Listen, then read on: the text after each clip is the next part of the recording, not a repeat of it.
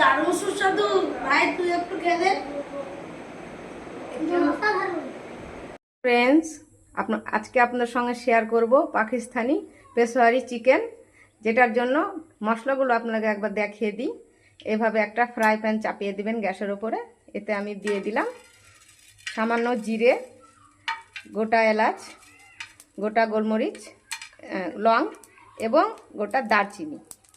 তারপরে একটা কড়াই চাপিয়ে দিবেন। কড়াইটা যখন গরম হয়ে আসবে তখন আপনি চাইলে সাদা তেলও দিতে পারেন, সরিষার তেলও দিতে পারেন। আমি এখানে সরিষার তেল ইউজ করেছি। এগুলো এভাবে করে আমি নিয়ে নিলাম।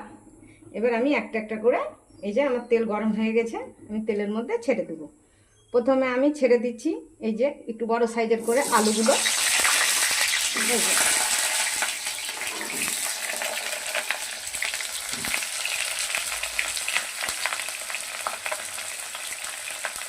আমি একটু লেড়ে দেবো সুন্দর করে। এভাবে একটু নাড়াচাড়া করতে হবে। তারপর আমি দিয়ে দেবো টমেটোগুলো গোটা। আপনি চাইলে কেটেও দিতে পারেন, তবে আমি গোটা দিয়েছি যেহেতু এটা সেদ্ধ হবে, নইলে খেতে ভালো লাগবে না। তারপর আমি দিয়ে দেবো চিকেনগুলো। চিকেনগুলো দেওয়ার পরে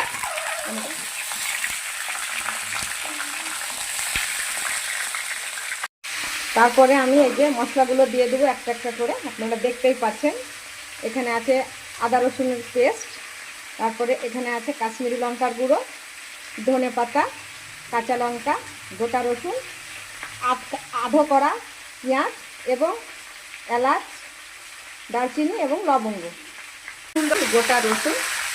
তারপরে আমি দিয়ে দিলাম গোটা কাঁচা লঙ্কা, এই যে আটখানি করে রাখা পেঁয়াজগুলো।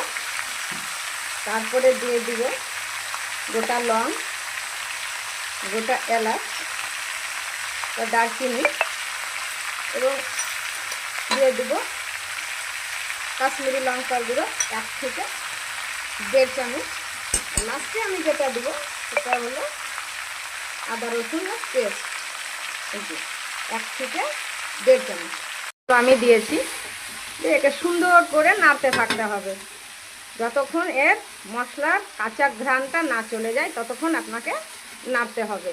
যখন আপনি নাড়াচাড়া করতে থাকবেন এর গা থেকে মশলা গায়ে গায়ে লেগে যাবে আর এই ধরনের সুন্দর কালারও চলে আসবে আর খেতেও অসাধারণ হবে। ওটা ততক্ষণ কষুক, ওর জলটা বেরোতে বেরোতে আমি এই যে সুন্দর করে এখানে ভেজে রেখেছিলাম লং, ওটা যেগুলো আপনাকে প্রথমেই দেখালাম মশলাগুলো ভেজে রেখেছিলাম, আমি পিষে নেব। এটা আমি করছি, একটা জিনিস খেয়াল রাখবেন, এই রান্নাতে কিন্তু আমি হলুদ ইউজ করিনি। কেননা হলুদ যদি রান্নাটাতে ইউজ করি তাহলে এর যে অরিজিনাল একটা টেস্ট, একটা ফ্লেভার, ওটা পাওয়া যাবে না। এখন আমাদের রেডি হয়ে গেছে। আরও কিছু এতে মশলা অ্যাড করব। এই যে টমেটোগুলো দেখছেন, এটা আমি কিন্তু গোটা গোটা তুলে নিলাম। এরপরে টমেটোটা ম্যাশ করে লাস্টে দেব। এর মধ্যে এবার আমি দিয়ে দেব আমাদের বাকি মশলাগুলো, আন্দাজ মতো লবণ। এখানে আমি 1 চামচ দিয়েছি, অল্প করেই দিয়ে নিতে হবে প্রথমে, তারপর নামানোর আগে একবার লবণটা চেক করে নামাতে হবে। তারপরে আমি দিয়ে দেবো 1 চা চামচের ধনে গুঁড়ো। তারপরে দিয়ে দেবো আমি 1 চা চামচ গোলমরিচের গুঁড়ো, বাস। তারপরে আমি দিয়ে দেবো এই যে কুচি করে রাখা ধনে পাতা, এই যে। তারপরে আমি দিয়ে দেবো এই যে লেবু চিপে দিয়ে দেবো।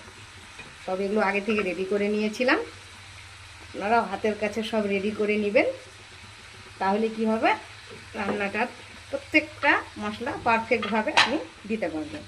এরপরে যে মশলাটা আমি ভেজে রেডি করে রেখেছিলাম, ওই মশলাটা পাটাতে পিষা হয়ে গেছে, আমি খানিকটা এখন দিলাম আর খানিকটা আমি দিব নামানোর আগে। আমি একটু জয়িত্রী দিয়ে দিলাম আর একটু দিব কি গোটা জিরে, ব্যাস। আমাদের এবার আর কিছু দিব না এখানে। এবার নাড়াচাড়া করব, এই যে এইভাবে। এভাবে করে একবার রান্না করে আপনি খাবেন চিকেন, কম মশলা, দারুণ লাগবে, বড় বাচ্চা সবারই পছন্দ আসবে। গোটা আমি নামিয়েছিলাম, এটা পেস্ট হয়ে গেছে, এই আমি দিয়ে দিলাম। এরপরে আমি সুন্দরভাবে আন্দাজ মতো জল দিয়ে দেবো এখানে, চিকেনটা আর আলুটা পারফেক্ট সেদ্ধর জন্য জল দিয়ে দেবো।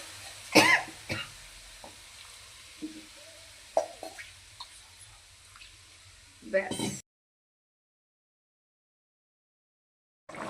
হালকা ফ্লেমে 20 মিনিটের মতন আমি বসিয়ে রেখেছিলাম। এখন আমাদের রান্না রেডি। এই যে আপনারা দেখতে পাচ্ছেন যে আলুগুলো সেদ্ধ হয়ে গেছে। এই যে এভাবে করে দেখে নিতে হবে যে হ্যাঁ সেদ্ধ হয়েছে কিনা। আমাদের এখানে সেদ্ধ হয়ে গেছে। এবার আমরা নামিয়ে নিব। নামানোর আগে দিয়ে দেবো এখানে আর একটু যে জয়ত্রী, লং, এলাচের যে গুঁড়ো করে রেখেছিলাম, গুঁড়োটা আমরা একটু ছিটিয়ে দিব উপর থেকে, তাহলে ফ্লেভারটা আরও সুন্দর, টেক্সচারটা আরও ভালো আসবে। আর লাস্ট যেটা আমি দিব নামানোর আগে সেটা হলো 2 চামচ, চা চামচের 2 চামচ ঘি দিয়ে দেবো। ঘি দিলে এটা গুণাগুণ আরও বেড়ে গেল। এই যে রেডি আমাদের রান্না, অলমোস্ট রেডি। ওকে, এখন বাবু একটু খেয়ে দেখ তো কেমন হয়েছে, চট করে খেয়ে বলে দে। এটা তো দারুণ হয়েছে।